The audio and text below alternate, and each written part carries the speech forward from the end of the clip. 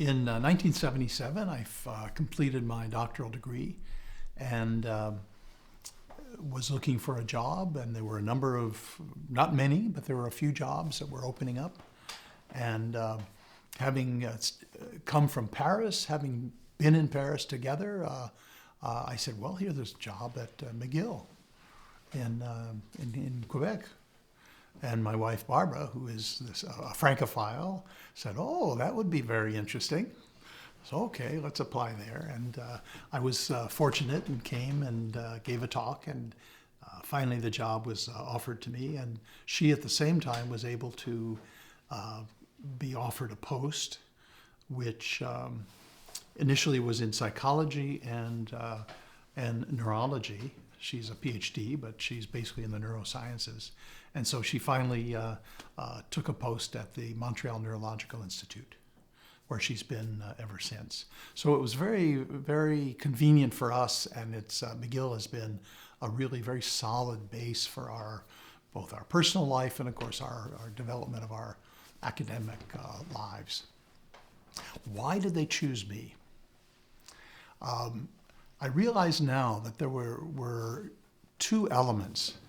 One is that, as one of the profs said when I came, they had a student body who were very interested in structuralism. He said, I don't know what it's all about myself, and I'm not really very interested in it, but our students are very excited, and so we need somebody who's able to teach structuralism and symbolic anthropology. I said, fine. At the same time, I chose to send them a chapter of my thesis, the one chapter that was concerned with social change, because I knew from a little bit of research that this is a department that was very concerned, not just with symbol systems and enduring cultural types, etc. They were concerned with dynamics of change. And I wasn't sure that this was really important or not, coming from Chicago.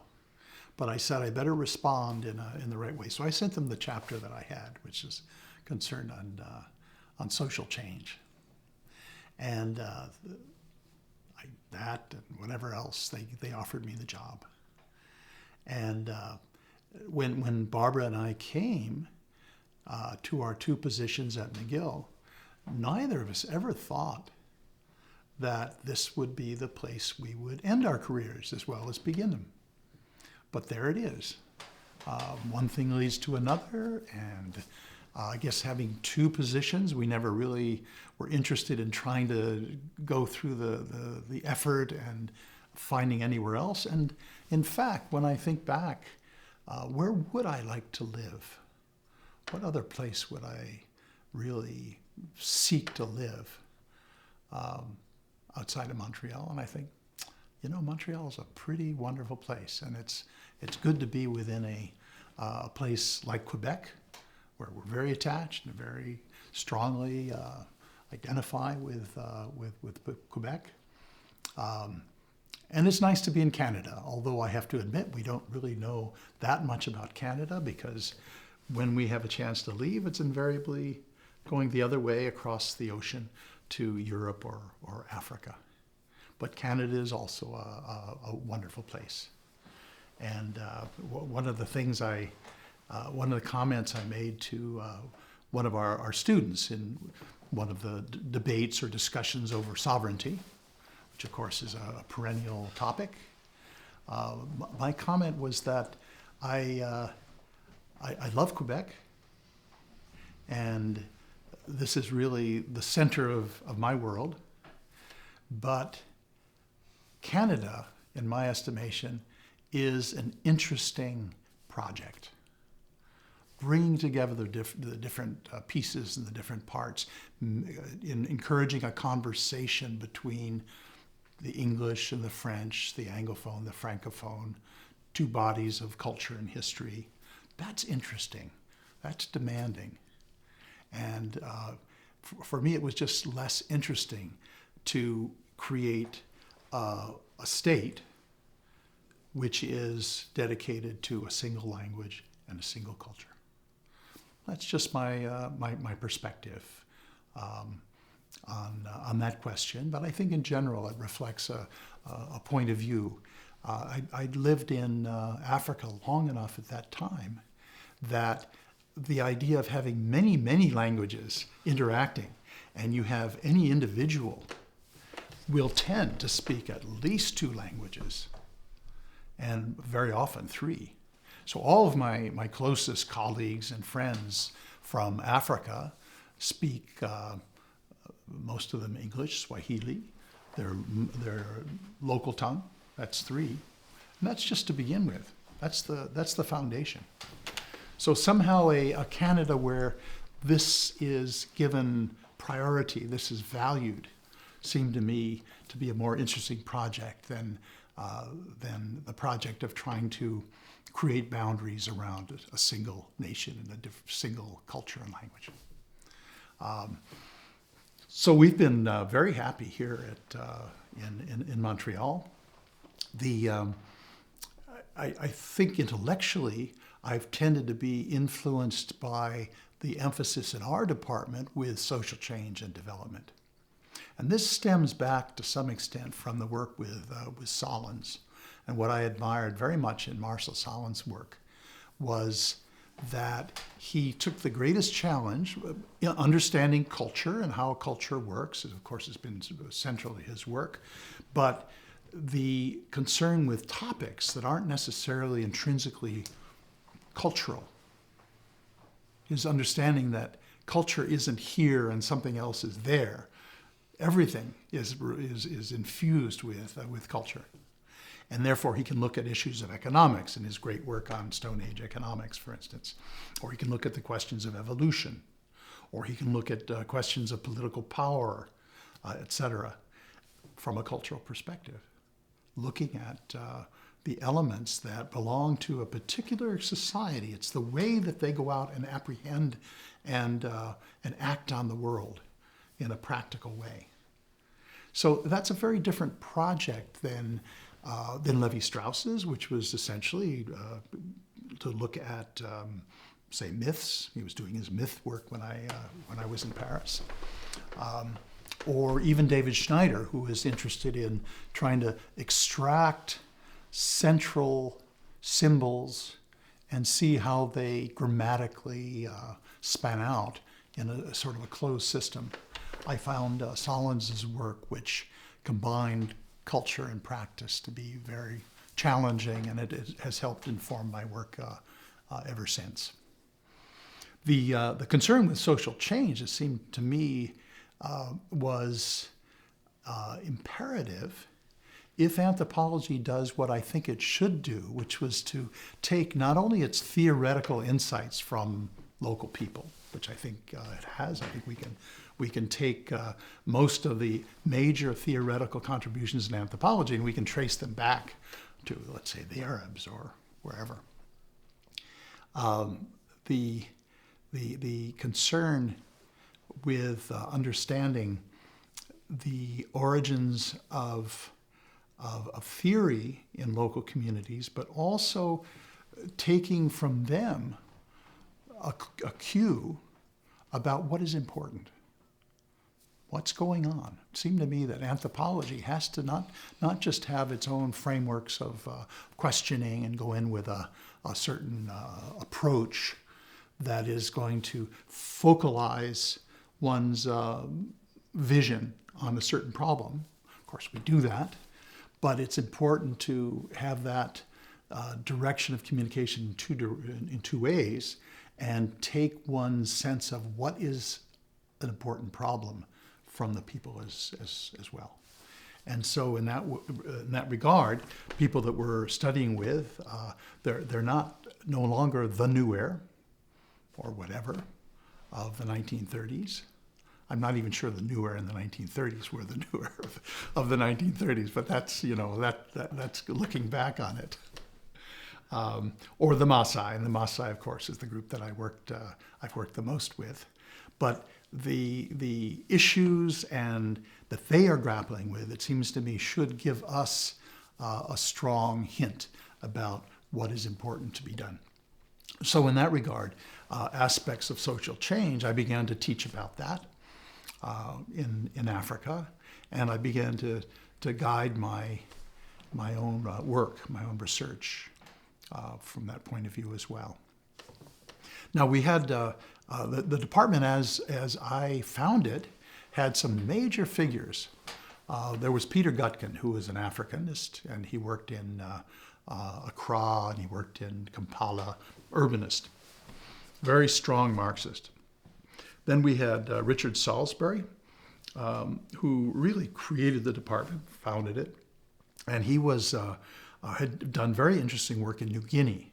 He wrote a book called From Stone to Steel, which was essentially the transition when steel came and the peoples of New Guinea suddenly had a technology which was both very productive and very lethal. But it was that transformation that he was interested in. Then we had Bruce Trigger, who sadly just died a couple of years ago.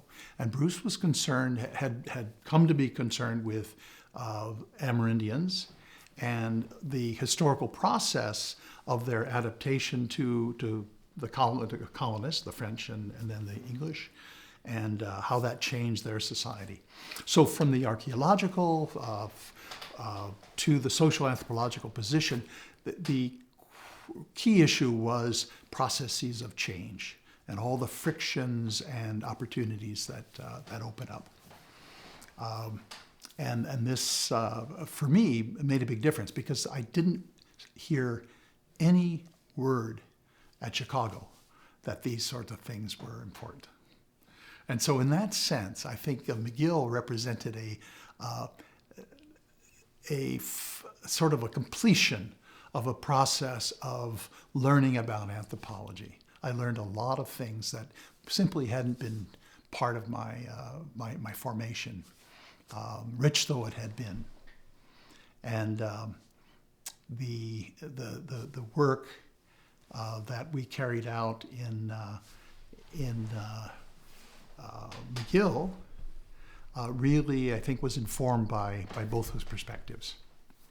So one of the things that I was able to do was to initiate a series of instruction for graduate students. And over the years, I've had, I guess, 25 PhD students graduated, and there's another 8. I'm just hoping that we can get them all through in the next few years. But brilliant students, and really students that have really, I've learned as much from as they have from me, and who have been wonderful to work with. Many of them in Africa, but I've also enjoyed working with really great students who are working in Kamchatka in Russia, in New Guinea with John Wagner, who's now teaching at Okanagan, Petra Rethman, who's now teaching at McMaster, the Africanists, of course, and I mentioned Karen McAllister, who just did her work in Laos. So I've been able to sort of have a global view, even while my own studies have been focused on Eastern Africa. But the Africanist students, Eric Warby, who's now has a major administrative position and teaching position at Witwatersrand in South Africa, and Blair Rutherford, who has a position at Carleton, Bob White, who's at University of Montreal. These are Africanists who, I felt there was always something stirring in the African side because these students came in. And I always like to illustrate their independence of mind by the story of Bob White. And Bob White, after he did his master's on a certain developmental topic, Bob said, well, John, I'd like to work with you on music. I thought, wow, yes.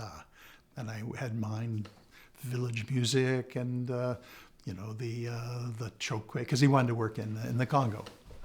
And I was thinking about, where could he go? And he would the drumming and this sort of thing. He said, John, that's not quite what I had in mind. And of course, what he went on to do is work with Papa Wembe and one of the great Congolese bands, And he became part of the tour. He himself took up an instrument and did a just marvelous job analyzing the music that mattered for Congolese people today, as well as all the other people in Africa, and let's even say the world. So, working with these students was very exciting. At the same time, I was able to initiate some projects, and I think I'll talk a bit about them in a little bit later. But bringing in students who were focused on nomadic pastoralism, which had become my major axis of focus, and various problems that arose out of them. And I think I have to give credit to the FQRC EQIP program, where they would encourage the creation of research teams and supported them. And basically, that made me think in a slightly different way. And I think that was the aim of creating such a program, was to make people think in terms of teams that will be working together in complementary ways, as opposed to simply the next project that you as an individual want to pursue. So we'll talk about that, the work in research teams in a moment. At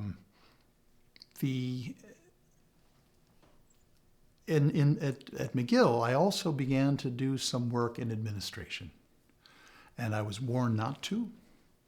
But I said, well, I think it sounds interesting, and I think at the end of the day, it opened doors and made me appreciate the university as an institution much more. I worked as Associate Dean in Graduate Studies in the mid to late 80s. And in that way, I went from knowing people in my own discipline and department to knowing people throughout the university, given committees and different assignments. So suddenly I began to think of the university as an entity, as a whole, which had all these different dimensions, and that we in anthropology should think about our connections to people in, for instance, the School of Agriculture and Environmental Sciences would be one, sciences. I got to know well people in engineering and people in medicine, et cetera, and they remain, many of them, close colleagues. And the university seemed to enlarge itself as I became more and more aware of it. And I was able to do a few things. So one of the things as a Associate Dean in Graduate Studies, I was able to take advantage of a program at CETA and apply and generate, I think it was about $1.5 million, which at that time was quite a bit of money, to support bringing international students to McGill. And that made a major difference. You began to cross all the different disciplines and faculties. You began to see people who otherwise would not have been able to come and study, and they were suddenly here. And that was one of the special things that I did. Another was the Canada Scholar Program that I was partly responsible for administering. And that was a time when there was almost no hiring, and Shirk moved in and created a program which would basically give enough money so that you could have an extended postdoctoral period for people who would also teach. So it was subsidizing positions for such people. And right across Quebec, many of our colleagues at that particular age period were brought in through that program. I also had an opportunity to serve as Associate Dean in Arts, and that's when we were beginning to take advantage of the CFI program, the Centers for Innovation. It's called something else in French. It's probably at any rate, it's the Fund for Infrastructure. Canadian Fund for Innovation, something. That's right, yeah. And it meant when we recruited somebody, or when we gave somebody a Canada Research Chair, they had the opportunity to apply. And for many years, the arts side didn't apply for any money. They said, "Oh, this is for the sciences." But in fact, there's all kinds of needs that we have. And, whether it be field vehicles or building up a lab, computer systems and geographical GIS systems for our students, et cetera. And we were able to initiate that, which I found quite good.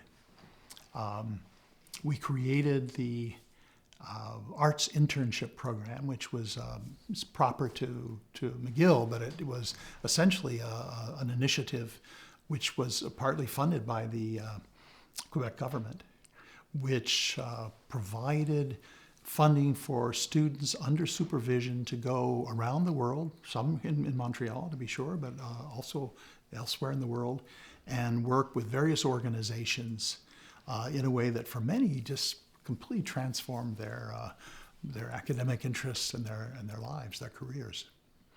And that has only grown. It's a wonderful program. And the last thing I'd mentioned administratively is that I was part of founding a research center, the Center for Society, Technology, and Development, which was interdisciplinary and concerned with both scientific and arts dimensions of the process of development. And that's been for almost 25 years. Has been at McGill, and it's made a major difference, especially for anthropologists, but others doing field sorts of studies, and it's represented a real center of gravity for the anthropology students at McGill. So I feel grateful that I've had opportunities to administer, and not just to sort of administer in the sense of turning over bureaucratic issues, but to be able to exercise a certain creativity. And for anyone who asks me, why would you do administration? The response I have is that the university is such a wonderful institution. And it was created at a certain point. It's spread. It's implanted in Canada and North America, and it's us who have to help renew it, shape it. It's the nature of collegial governance is that academics have to be involved in governance. Otherwise, it becomes simply a cast of bureaucrats who aren't necessarily academics, and their interests and values are very different. So that this is something we all should do, as our time comes up, but that it's not an institution that's just fixed. It's one that it's continually changing and evolving, and so I've enjoyed in my several ways that I've mentioned, having an input and feeling that if I have an idea, it's not necessarily just going to die. We have a lot of colleagues who say it doesn't matter what you say, it's things are fixed, the sort of pessimistic point of view. Well, I tend to have the optimistic point of view. If you have a good idea, chances are other administrators will want to make it happen and claim a bit of the credit. Why not?